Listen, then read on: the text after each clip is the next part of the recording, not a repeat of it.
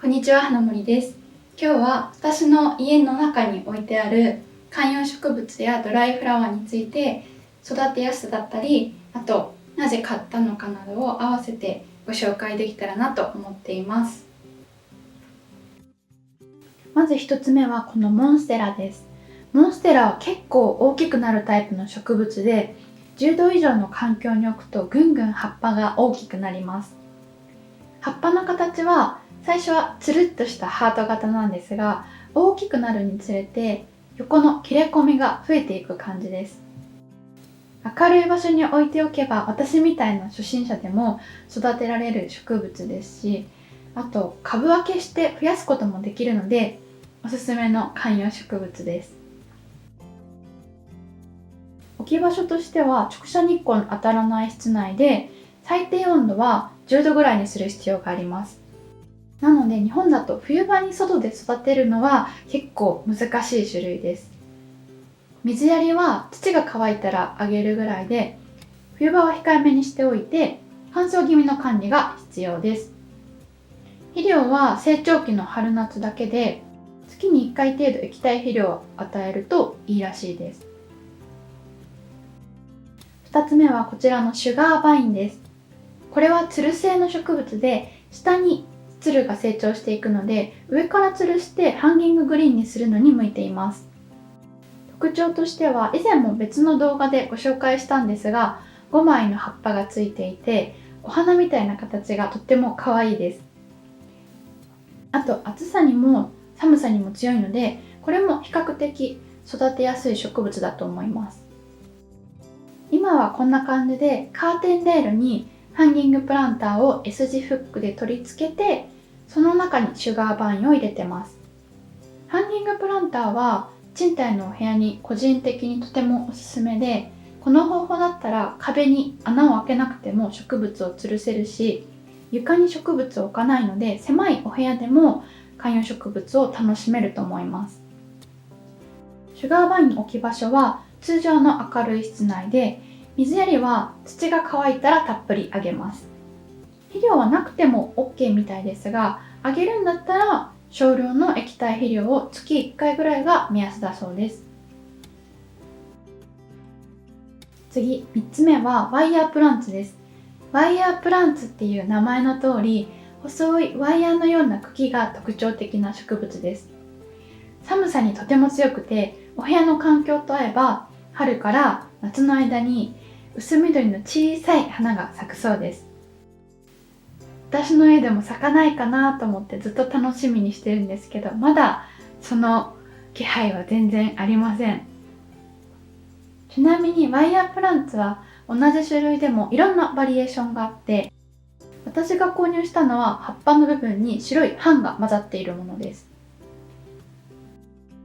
このワイヤープランツは最近家に来たばかりなので、これからどうやって成長していくかとても楽しみに毎日見ています。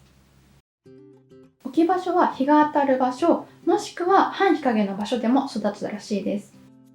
水やりは乾燥に弱いので、表面が乾いたら十分にあげる必要があります。肥料はそんなに必要ないらしくて、植え替えるタイミングで土に混ぜ込むぐらいでいいそうです。次、4つ目はグニユーカリです。グニユーカリは一般的なユーカリよりも葉っぱが小さく丸みを帯びているので、可愛らしい印象のユーカリです。グニユーカリは生花を買ってきて、それをそのままドライフラワーにしました。お花屋さんのお姉さんに、これはどうやってドライフラワーにしたらいいですかって聞いたら、ほっといたらいい感じになりますと言われて、本当かなって結構心配だったんですけど、生花を一通り楽しんだ後、水を捨ててこの花瓶に入れておいたら、ちゃんとドライフラワーになってました。今はこんな感じでガラスの花瓶に入れて棚の隣に飾っています。置き場所は直射日光が当たらない場所で、水やりはもちろんいりません。水をやらなくていいのがドライフラワーのいいところですよね。毎日水をあげられないという方にもおすすめです。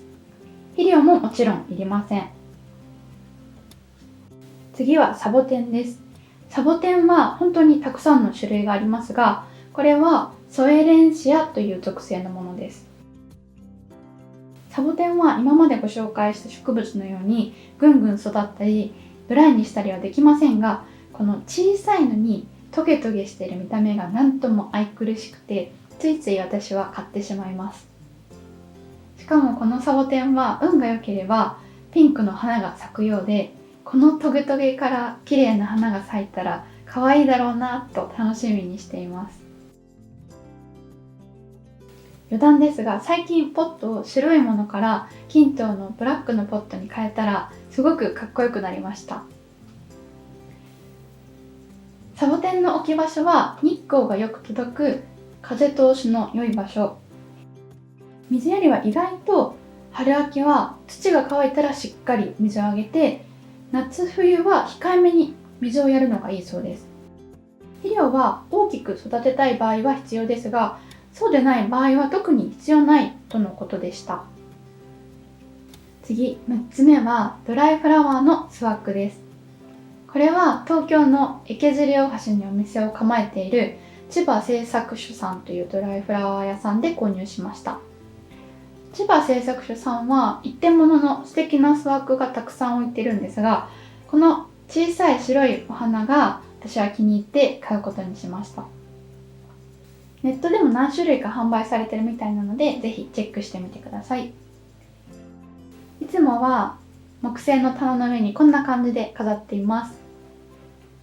これは置き場所は直射日光が当たらない場所で、水やりや肥料はもちろん必要ありません。次、最後こちらはすべてフェイクグリーンです。見た目だけで言うともちろんリアルな観葉植物の方が好きなんですが、キッチンにグリーンを置きたいとなった時にさすがに油だったり温度の変化がありすぎて観葉植物を置くのは難しいなと思ってフェイクグリーンを選びました。最近だとセリアなどでも種類が豊富に置いてあるので、これならお部屋のどこにでも取り入れることができると思います。こちらももちろん水やり肥料はいりません。